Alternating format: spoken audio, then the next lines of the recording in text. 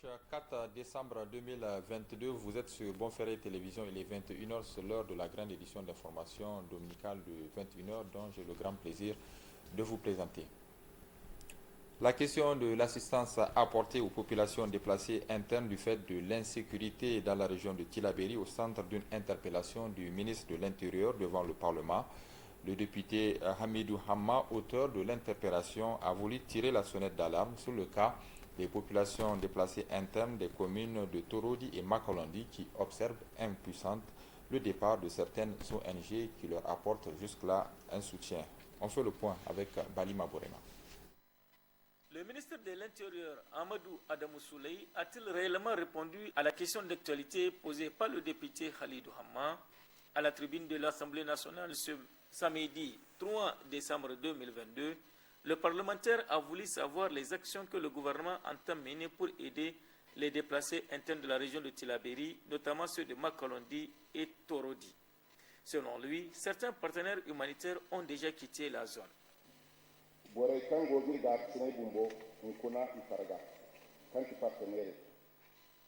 Les partenaires qui nous aidaient sont déjà fatigués. Avant l'arrivée des déplacés internes, la population est estimée à 2310 personnes. À cela, il faut ajouter 11 000 personnes. Depuis leur arrivée, le gouvernement n'a envoyé que 58,5 tonnes de nourriture.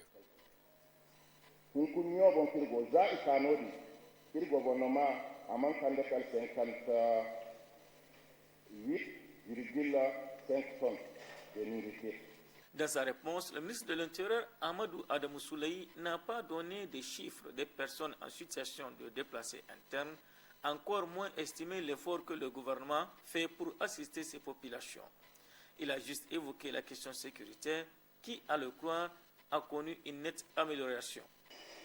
Il se trouve que la situation sécuritaire ne s'est pas totalement améliorée. Évidemment, toutes les populations n'ont pas pu retourner chez elles. L'État a pris des dispositions pour les assister, ensemble avec les partenaires, et nous continuons à travailler pour stabiliser la zone de manière à ce que ceux qui restent encore à Torodi puissent retourner dans les meilleurs délais chez eux. En juin dernier, lors de son passage à Makolondi et Torodi, Bazoum Mohamed s'était engagé à ramener les populations déplacées internes dans leurs villages respectifs. La plupart d'entre eux viennent des villages de Bolsi 1ED et environnants.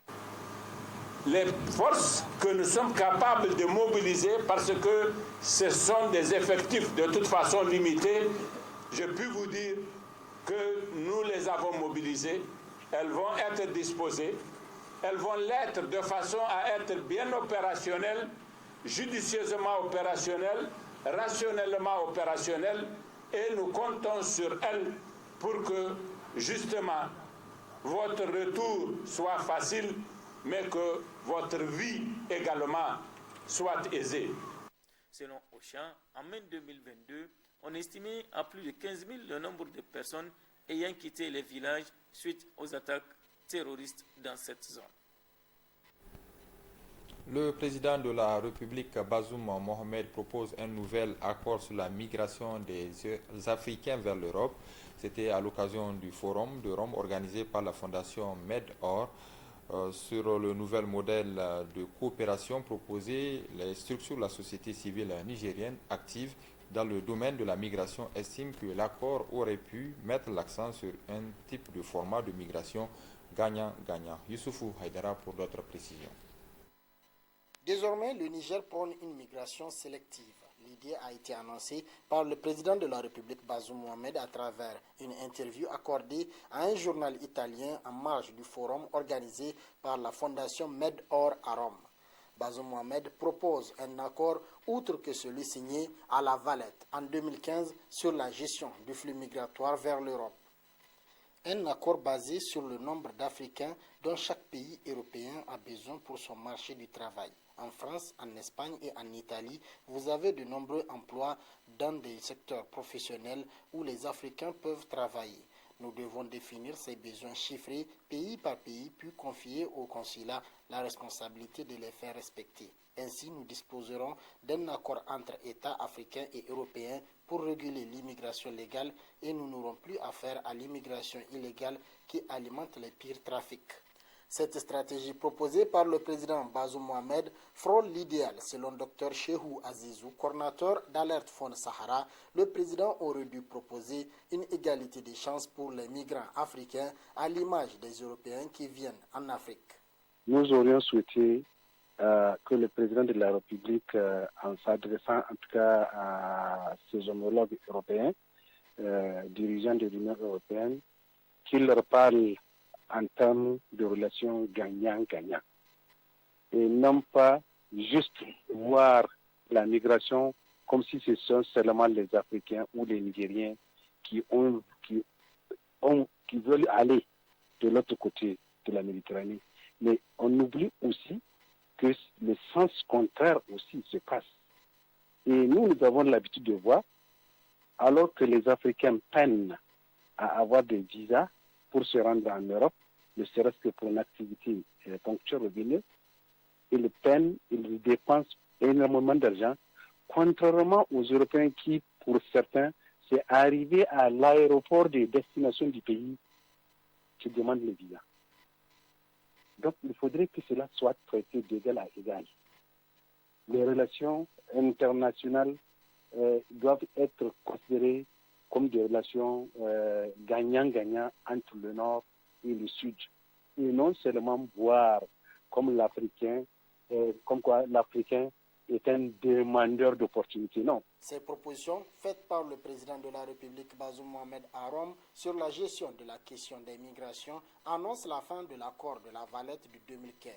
Ce dernier promet une aide financière aux pays africains pour leur développement afin de lutter contre la migration irrégulière et la traite des personnes. Après le Mali, c'est le Burkina Faso qui décide de mettre fin à la diffusion des programmes de la radio de service public français RFI sur l'ensemble de son territoire jusqu'à nouvel ordre. Radio France Internationale a relayé un message d'intimidation des populations attribué à un chef terroriste et une information relative à une tentative de coup d'État sur les institutions de la transition qui se serait avérée fausse. Le groupe France Média Monde estime que les accusations sont infondées ici au pays. L'acteur de la société civile nigérienne et analyste de l'actualité sociopolitique et économique de notre pays, Dr Bounti Diallo, estime que le contenu diffusé par Radio France Internationale dans nos pays doit faire l'objet d'une attention particulière. On fait le point dans ce sujet. Dans un reportage diffusé ce samedi 3 décembre 2022, Radio France Internationale RFI s'est fait le relais d'un message d'intimidation des populations attribué à un chef terroriste. Après les autorités maliennes, celles du Burkina Faso voisin ont convenu de suspendre les émissions de RFI au Burkina Faso. Cette suspension de l'antenne de RFI est consécutive, d'après le communiqué, à l'amoncellement des bourdes commises par la RFI elle-même, dont entre autres la diffusion d'éléments de nature mensongère ou susceptibles d'impacter le moral des troupes. Pour l'alter mondialiste, activiste de son État, cette suspension de RFI est une bonne chose pour le Burkina, mais au-delà, pour tous les Sahel. Le RFI joue un peu le rôle de Radio Mille Collines. Et donc, dans ces conditions-là, ils ne voient pas pourquoi elle va continuer à émettre sur leur territoire. Pour ne pas attiser donc les haines entre les communautés, ils ont préféré couper les ondes. C'est une décision qu'il faut encourager. Et il ne faudrait pas que nos pays continuent à accepter que ce que la RFI diffuse ici, que nos radios ou nos télés ne puissent pas le diffuser en France et ailleurs. Docteur Amadou Bounti Diallo exhorte même les autorités burkinabées à aller plus loin que la simple fermeture de l'antenne RFI. Je pense qu'il faut aller au-delà. Il faut surveiller de près les médias français, ceux-là qui s'écartent un peu de la ligne qui a été fixée dans tous nos pays, et je pense qu'il faut les suspendre. Et même au niveau de France 24, vous avez un spécialiste, je ne sais pas, il s'appelle Nazim ou bien Nazim, qui, à chaque fois qu'il y a des attentats chez nous, explique. Si ils ont autant d'informations, pourquoi ne pas communiquer ces informations à nos armées ? Parce que vous voyez qu'ils connaissent jusque dans les détails les chefs terroristes, même là où ils dorment, ainsi de suite. Moi, je me dis quelque part, donc, ces pseudo-spécialistes-là, peut-être que c'est eux qui permettent à nos population de se dire, de se faire une intelligence par rapport au comportement français et considérer que quelque part la France a une main derrière le terrorisme. Quand on voit les détails qu'on donne, que ces spécialistes donnent, comment ils arrivent à décortiquer les groupes de terroristes, quels sont leurs chefs, les katibas, comment ces katibas-là fonctionnent, moi je me dis qu'en tout cas, ils n'apportent que de l'eau au moulin des populations qui considèrent que la France en sait plus qu'elle ne dit par rapport au terrorisme. Pour le groupe France Média Monde, dont est issu RFI, c'est une décision regrettable qui n'a pas respecté la procédure en la matière. Sans faire de commentaires particuliers sur l'objet de la suspension, France Média Monde a cependant affirmé qu'il fera le nécessaire pour établir la connexion d'avec le Burkina, sans préciser comment.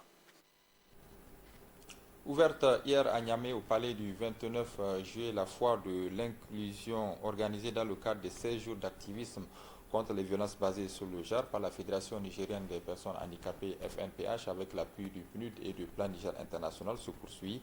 Une de nos équipes conduite par Suleiman Ousmane a fait un tour ce matin à la foire. Suivez son reportage réalisé sur l'angle de l'autonomisation des personnes handicapées comme moyen de lutte contre la mendicité. Âgé de 40 ans, Moussa Idi, personne handicapée, et depuis 23 ans un menuisier professionnel de son état. Il exerce le métier depuis le bas âge. Selon lui, grâce à ses activités, il arrive à subvenir à ses besoins.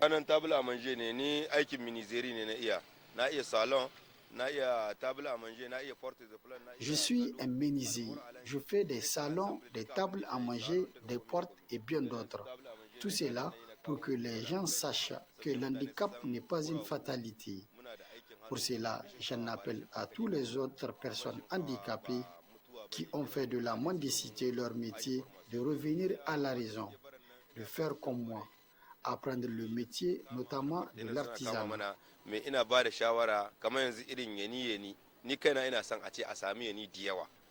Du côté de la Fédération nationale des personnes handicapées, l'initiative et la créativité des personnes handicapées participent plus au développement économique du pays et nécessitent un accompagnement croissant à tous les niveaux. Au Niger, il y a beaucoup de trucs que les personnes handicapées fabriquent. Mais il y a des gens aussi, nigériens, qui ne savent pas ce que les personnes handicapées font vers l'artisanat. À travers des foires qu'on organise, des foires inclusives qu'on organise, les Nigériens vont savoir que vraiment les personnes handicapées sont en train de faire leurs efforts. Moi, dans mon esprit, si tu es venu acheter les outils fabriqués par les personnes handicapées, tu as aidé l'handicapé dans deux sens. De un, il fabrique des matériels, tu as acheté. De deux aussi, quand tu as acheté là, ça va l'empêcher d'aller mendier. À l'image de Moussa Idi, ils sont nombreuses les personnes handicapées qui, à travers leur créativité et productivité, arrivent à subvenir à leurs besoins aujourd'hui et leur métier de l'artisanat, considéré comme pilier de développement économique et de lutte contre la mendicité et de la pauvreté. Parlons à présent de cette cérémonie de passation de pouvoir à la 6e Légion de la Gendarmerie nationale de Maradi entre le colonel sortant Moussa Harouna et le nouveau responsable entrant, le colonel Munkaila Idrissa. Le récit est signé Reina Moussa. En recevant le drapeau, le colonel Munkaila Idrissa devient le tout nouveau patron de la 6e Légion de la Gendarmerie nationale de Maradi. Il remplace ainsi le lieutenant-colonel Moussa Harouna. Officiers, sous-officiers, gendarmes de la 6e Légion de Gendarmerie de Maradi, de par le président de la République, chef suprême des armées, vous reconnaîtrez désormais pour votre chef, le colonel Munkaila Idrissa, ici présent. Le colonel Munkaila Idrissa est né le 1er janvier 1966 à Touré, département de Terra, marié et père de 8 enfants. Ayant effectué plusieurs missions onusiennes, le colonel Munkaila Idrissa a reçu une formation d'élève gendarme du 3 janvier 1989 au 31 décembre 1989. élève officier d'active Académie militaire d'Antisirab, Madagascar, du 1er octobre 1997 au 21 juillet 2000. École nationale à vocation régionale de gendarmerie d'Abidjan, du 1er octobre 2000 au 21 juillet 2001. Centre de perfectionnement en maintien de l'ordre de Saint-Esther en avril 2004. Diplômé d'état-major à l'École supérieure de la gendarmerie de Madagascar du 11 mars 2012 au 27 juillet 2012. Breveté d'école de guerre du Collège de défense du G5 Sahel en Mauritanie du 15 septembre 2019 au 15 juillet 2020. Fin de ce journal, place à présent à la revue de la presse du groupe de radio et télévision Bonferré, la une des journaux de tous les jeudis que nous proposons chaque dimanche soir en rediffusion. Excellente réception chez vous, bon début de semaine à toutes et à tous, bonsoir.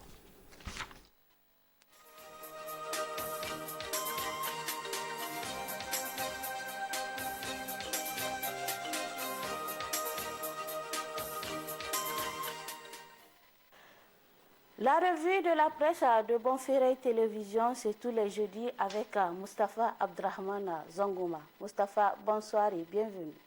Bonsoir Samira Ali Maïga et bienvenue à la une des journaux de Bonferré Télévision de ce jeudi soir. Cette semaine, c'est le décès en détention du capitaine Issa Amadou Kounché, la découverte présumée d'un gisement de pétrole dans la région d'Agadez et le double sommet IAZEL-CAFA, organisé avec succès à Niamey, qui domine le contenu des journaux nigériens. Le journal Le Monde d'aujourd'hui a titré à sa une « Mort du capitaine Issa Amadou Kounché, le président Mohamed Bazoum face à sa conscience ». Le président Bazoum Mohamed est depuis le vendredi 24 novembre 2022 face à sa propre conscience, écrit le journal Le Monde d'aujourd'hui de cette semaine, avec le décès pour faute de soins médicaux adéquats du capitaine Issa Amadou, accusé de tentative de coup d'État en 2015 sous Issoufou Mahamadou. Interné au centre hospitalier Amirou Boubacar Diallo de Lamordé, sans soins médicaux correspondant à sa pathologie, l'officier des forces armées nigériennes a donc rendu l'âme. Pourtant, sa famille aura tout tenté en interpellant les autorités.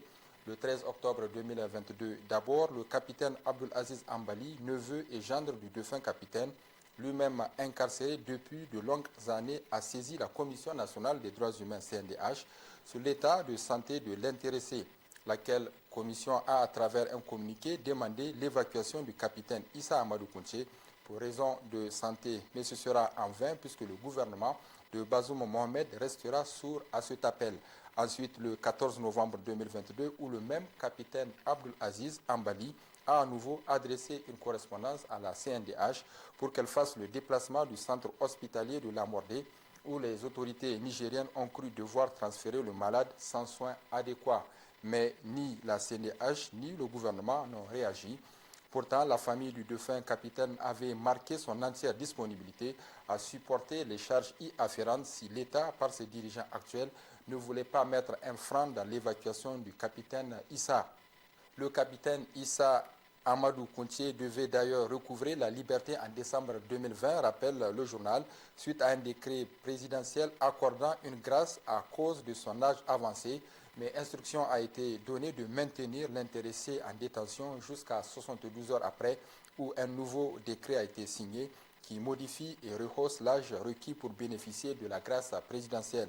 Le capitaine Issa Amadou Kounché est un officier nigérien mort en prison parce que Bazoum Mohamed, à la tête de l'État du Niger, n'a pas cru intervenir pour son évacuation pour des soins médicaux adéquats, conclut le journal Le Monde d'aujourd'hui de cette semaine. Pour le journal L'Éclosion, le président Mohamed Bazoum ne doit pas laisser impuni de tels assassinats qui relèveraient d'une autre ère. Ce qui intrigue plutôt dans le décès du capitaine Issa Amadou Di Kounché, rappelé à Dieu le vendredi 25 novembre 2022, ce sont les conditions dans lesquelles ce décès est intervenu, écrit le journal L'Éclosion de cette semaine.